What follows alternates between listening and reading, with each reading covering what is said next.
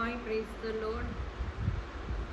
ఈరోజు వాక్యం అండి, మత్తయి 26వ అధ్యాయం. See live please. Okay, YouTube Nimmi garden heavenly fire ministries. ఓకేనా.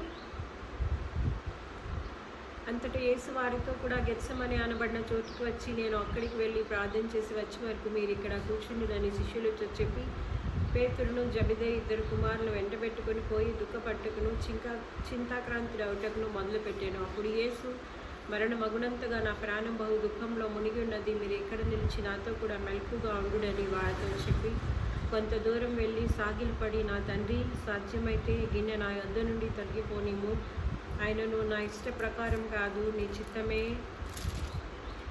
చిత్త ప్రకారమే కానిమని ప్రార్థించిన ఆయన మరలా శిష్యుల యొద్దకు వచ్చి వారిని నిద్రించుట చూచి, ఒక గడి అయినను నాతో కూడా మేల్కొని ఉండలేరా?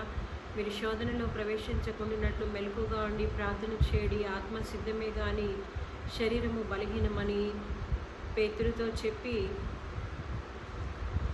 అప్పుడు ఆయన తన శిష్యుల యొద్దకు వచ్చి, ఇక నిద్రపోయి అలసట తీర్చుకోండి, ఇది ఆ గడియ వచ్చి ఉన్నది, మనుష్య కుమారుడి పాపలు చేతి. చూసారా, 3 times వాళ్ళు నిద్రపోతూనే ఉన్నారు. ఆత్మ సిద్ధమే కానీ శరీరము బలహీనము. గుర్తుపెట్టుకోవాలి, ఎప్పుడు అలర్ట్గా ఉండాలి, ప్రార్థనలో మెలకువగా ఉండాలి. Praise lord.